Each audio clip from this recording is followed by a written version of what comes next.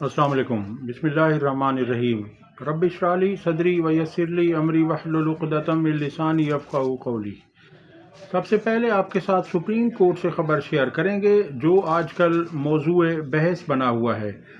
Supreme court کی جو صورتحال ہے وہ ججز کے مابین کافی تلخی چل رہی ہے، اور جو سپریم کورٹ کے سینئر پیونی جج جسٹس منصور علی شاہ نے جو فیصلہ دیا تھا اس کے خلاف، اور انہوں نے جو آئینی بینچ کے لیے بات کی تھی اس پر آئینی بینچ بمقابلہ جسٹس منصور علی شاہ بینچ آ گیا ہے۔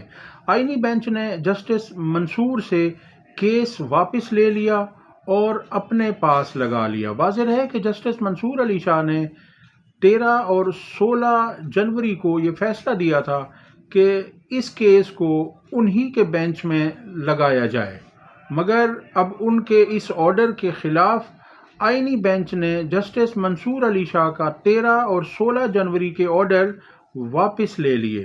جسٹس منصور علی شاہ نے 16 جنوری کو کسٹم ڈیوٹی کیس دوبارہ پرانے بینچ میں لگانے کا حکم دیا تھا، اور آج سپریم کورٹ کی سماعت کے دوران ججز یہ کہتے رہے کہ یہ جسٹس منصور علی شاہ کے پاس اختیار ہی نہیں ہے کہ وہ بینچ بھی خود بنائیں، حالانکہ انہوں نے بینچ بنانے کی بات نہیں کی تھی، وہ تو بنا بنایا بینچ تھا۔ انہوں نے صرف اتنا کہا کہ جس پرانے بینچ نے اس کیس کی سماعت کی ہے اس کیس کو اسی بینچ کے سامنے لگایا جائے، تو اس طرح سے غلط انٹرپریٹ کیا جا رہا تھا آج سپریم کورٹ میں۔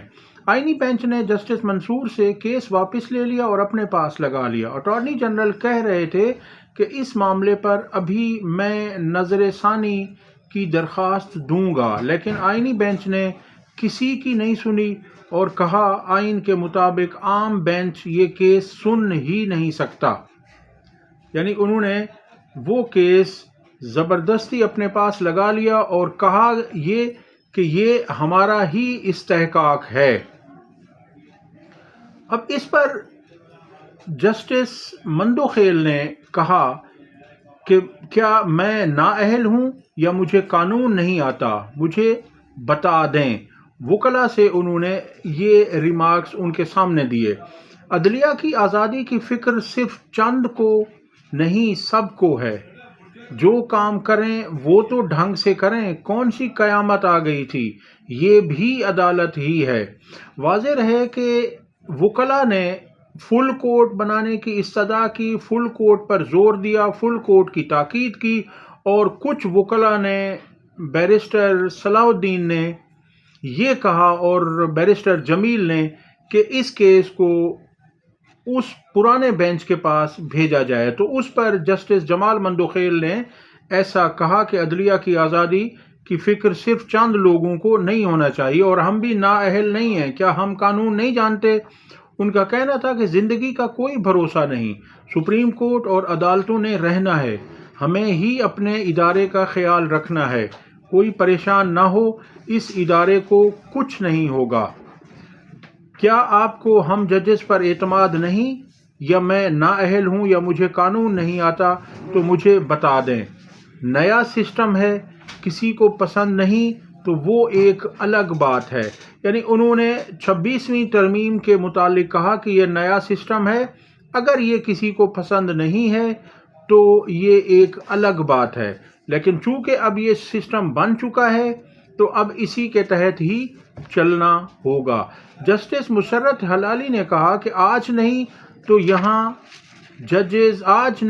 کل یہاں ججز پر سوالات اٹھ رہے ہیں، یعنی کہ یہ انہوں نے کہا کہ ججز پر سوالات اٹھائے جا رہے ہیں۔ جسٹس جمال مندوخیل نے کہا کون سی قیامت آ گئی تھی، یہ بھی عدالت ہی ہے۔ تو یہ چل رہا ہے جی سپریم کورٹ میں، جو کہ بہت ہی افسوسناک ہے۔ دوسری طرف وفاقی حکومت نے فیصلہ کیا ہے کہ جسٹس منصور کا توہین عدالت کیس کا فیصلہ چیلنج کرنے کا فیصلہ کر لیا ہے۔ وفاقی حکومت نے جسٹس منصور علی شاہ کے توہین عدالت کیس کا فیصلہ چیلنج کرنے کا فیصلہ کر لیا، آئینی بینچ کو آگاہ کر دیا گیا ہے، لیکن اس فیصلے سے پہلے ہی آئینی بینچ نے کیس کو اپنے پاس لگا کر جسٹس منصور علی شاہ کے پاس کیے ہوئے دونوں آرڈرز کو کالعدم قرار دے دیا۔ وفاقی حکومت کا جسٹس منصور علی شاہ کے فل کورٹ کی تشکیل سے متعلق آرڈر کو چیلنج کرنے کا فیصلہ۔ اٹارنی جنرل نے آئینی بینچ کو وفاقی حکومت کے فیصلے سے متعلق موقف سے آگاہ کر دیا۔ فیصلے میں جسٹس منصور علی شاہ نے از خود نوٹس کا اختیار استعمال کیا جو وہ استعمال نہیں کر سکتے تھے۔ غیر آئینی فیصلہ ہونے کی وجہ سے وفاقی حکومت اسے چیلنج کرے گی، ایسا کہنا ہے اٹارنی جنرل کا۔ اگلی خبر آپ کے ساتھ شیئر کرتے ہیں، اور وہ خبر یہ ہے کہ آج سپریم کورٹ میں فوجی عدالتوں سے متعلق جو کیس تھا فوجی ٹرائلز پر، اس کی سماعت ہوئی۔ اس کا تھوڑا سا آپ کے ساتھ حال احوال شیئر کرتے ہیں۔ سپریم کورٹ نے کہا کہ یونیفارم میں فوجی افسر بطور جج کیسے غیر جانبدار ہو سکتا ہے؟ یہ کہنا تھا جسٹس مسرت ہلالی کا۔ اس پر وزارت دفاع کے وکیل خواجہ حارث نے جواب دیا کہ یونیفارم تو آپ ججز نے بھی پہنا ہوا ہے۔ جسٹس جمال خان مندوخیل نے کہا کہ آپ کہنا چاہتے ہیں کہ کالی اور خاکی وردی میں کوئی فرق نہیں۔ فوجی عدالتوں میں سویلینز کے ٹرائل سے متعلق انٹرا کورٹ اپیل کی سماعت کے دوران جسٹس مسرت ہلالی نے وزارت دفاع کے وکیل سے سوال کیا کہ کیا فوجی عدالتوں میں ججز یونیفارم میں ہوتے ہیں؟ یونیفارم فوجی افسر بطور جج کیسے غیر جانبدار ہو سکتا ہے؟ خواجہ حارث نے جواب دیا کہ یونیفارم تو آپ ججز نے بھی پہن رکھا ہے۔ شہباز شریف اور حمزہ شہباز کو ایک اور کیس میں کلین چٹ ملنے کا امکان۔ وزیر اعظم فارم 47 کے شہباز شریف اور حمزہ شہباز کے خلاف رمضان شوگر ملز کیس میں مدعی اپنے بیان سے منحرف ہو گیا، اس لیے اس بات کے قوی امکانات ہیں کہ یہ کیس بھی ختم ہو جائے گا۔ شہباز شریف اور حمزہ شہباز کے خلاف رمضان شوگر ملز کا مقدمہ بھی آج ختم ہو جائے گا۔ رمضان شوگر ملز کا مدعی کمرہ عدالت میں منحرف ہو گیا، یعنی وہ اپنے بیان سے پھر گیا، انحراف کر لیا اس نے۔ وہ کہتا ہے کہ میں نے ایسی کوئی درخواست دائر نہیں کی جو ان کو ملزم ظاہر کرتی۔ مدعی کا کہنا ہے کہ میں نے ایسی کوئی درخواست دائر نہیں کی۔ مدعی ذوالفقار وہ کہتا ہے کہ مجھے درخواست کے نکات کا بھی علم نہیں، میں یہ درخواست واپس لیتا ہوں۔ عدالت نے کہا کہ آپ یہ ساری بات تحریری صورت میں بیان حلفی پر لکھ کر عدالت میں پیش کریں۔ مدعی کا کہنا تھا کہ جی میں اپنے وکیل سے بیان حلفی تیار کروا کے آتا ہوں، کچھ وقت دیا جائے۔ اینٹی کرپشن عدالت کے جج سردار محمد اقبال نے کیس پر سماعت کی۔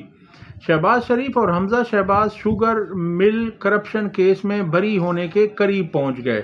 مدعی مقدمہ عدالت میں پیش، اس کا کہنا تھا کہ میں نے نیب کو ایسی کوئی درخواست دی ہی نہیں، مجھے تو درخواست کے نکات بھی نہیں معلوم۔ مدعی مقدمے کا عدالت میں بیان۔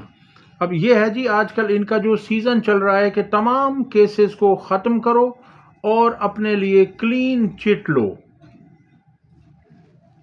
اگلی خبر آپ سے شیئر کرتے ہیں، اور وہ خبر ہے کہ شاعر احمد فرحات کہتے ہیں کہ 15 مئی 2024 کو جس رات مجھے میرے گھر سے اغوا کیا گیا تھا، اسی رات 3 گھنٹے بعد پراسرار طور پر ایک مزدور کی لاش میرے فلیٹ والی بلڈنگ کے نیچے سے ملی تھی۔ اب 8 ماہ بعد اس واقعے کو قتل قرار دے کر اس کی FIR میری پہلی وائف پر کاٹ دی گئی ہے، جو ایک ہاؤس وائف ہے۔ اس جعلی اور بوگس کیس کے تیور، محرکات اور عزائم بالکل واضح ہیں۔ چاہے کچھ بھی ہو، انشاءاللہ میں اپنے بیانیے اور اصول پر کھڑا رہوں گا۔ آپ سب کی دعاؤں کی ضرورت ہے۔ عمران خان نے عمران خان کی ہدایت پر پاکستان تحریک انصاف نے عالیہ حمزہ کو چیف آرگنائزر پنجاب مقرر کر دیا گیا ہے، نوٹیفیکیشن جاری۔ اب کوئی مجھے ایک ایسی جماعت بتا دیں جس میں اس طرح سے ہوتا ہو۔ باقی تمام جماعتیں اقربا پروری پر چلتی ہیں، باقی تمام جماعتیں موروثیت پر چلتی ہیں، مگر تحریک انصاف وہ واحد اس وقت جماعت ہے جو کارکنان کی پارٹی ہے، کارکنان کا خیال کرتی ہے، سب سے پہلے کارکنان کو رکھتی ہے۔ اور اسی لیے آپ دیکھ لیں عالیہ حمزہ نے بے شک قربانی دی ہے، بہت بڑی قربانی دی ہے، سختیاں جھیلی ہیں، قید و بند کی صعوبتیں برداشت کی ہیں، مگر پارٹی نے بھی انہیں پھر اس کا ریوارڈ دیا ہے، صلہ دیا ہے، تو اس لیے انہیں چیف آرگنائزر بنا دیا گیا ہے۔ اطہر کاظمی کہتے ہیں کہ سلطان سکندر راجہ کے بعد اگلے غیر جانبدار چیف الیکشن کمشنر کے لیے نواز شریف کا ہی نام ذہن میں آتا ہے، ان کو ہی لگا دینا چاہیے۔ یعنی ان کا کہنا تھا کہ جس طرح سے سلطان سکندر راجہ غیر جانبدار چیف الیکشن کمشنر تھے، اسی طرح کے غیر جانبدار تو نواز شریف بھی ہوں گے۔ ان کا کہنا تھا آج کل ویسے بھی نواز شریف فارغ ہیں، وہ بھی سکندر سلطان راجہ کی طرح غیر جانبداری سے معاملات چلا سکتے ہیں۔ خیبر پختونخوا اسمبلی نے نگران دور میں بھرتی ہونے والے ہزاروں سرکاری ملازمین کو فارغ کرنے کے بل کی منظوری دے دی۔ عمران خان کی ہدایت پر عالمی رابطہ کاری کے لیے رؤوف حسن کی سربراہی میں خصوصی کمیٹی تشکیل۔ سلمان اکرم راجہ، ولید اقبال، سجاد برقی، خدیجہ شاہ اور علی اصغر خان کمیٹی میں شامل۔ سینئر صحافی عدنان عادل کہتے ہیں کہ آج کل یک طرفہ پروپیگنڈا چل رہا ہے، اس لیے یہ بتانا ضروری ہے کہ پنجاب میں پی ٹی آئی دور حکومت میں تمام آبادی کو ہیلتھ کارڈ کے ذریعے 10 لاکھ تک پرائیویٹ اسپتالوں میں مفت علاج کی سہولت دی گئی۔ 21 نئے ہسپتالوں پر کام شروع کر دیا گیا تھا، مگر اب جو پنجاب حکومت ہے وہ لوگوں میں غلط فہمیاں پیدا کر رہی ہے اور وہ اپنے آپ کو بڑھا چڑھا کر پیدا کر رہی ہے کہ اپنی ایفیشینسی، مگر ان کی ایفیشینسی کچھ نہیں ہے۔ واضح رہے کہ تحریک انصاف کا جو صحت کارڈ تھا اس پہ سوائے تحریک انصاف کے جھنڈے کے کلر کے اور کوئی چیز نہیں تھی، اس پہ عمران خان صاحب کی تصویر تک نہیں لگائی گئی تھی، اور اس میں 10 لاکھ تک کا انسینٹیو تھا، 10 لاکھ تک کا کسی بھی پرائیویٹ ہسپتال سے علاج کروایا جا سکتا تھا۔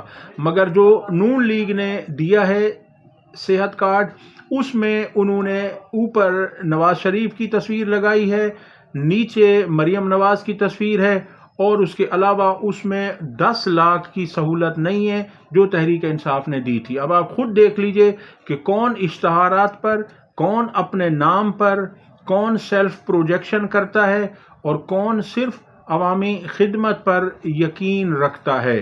رینجرز کا آپریشنل مقاصد کے لیے 5 ایکڑ زمین پر فیصلے کا معاملہ۔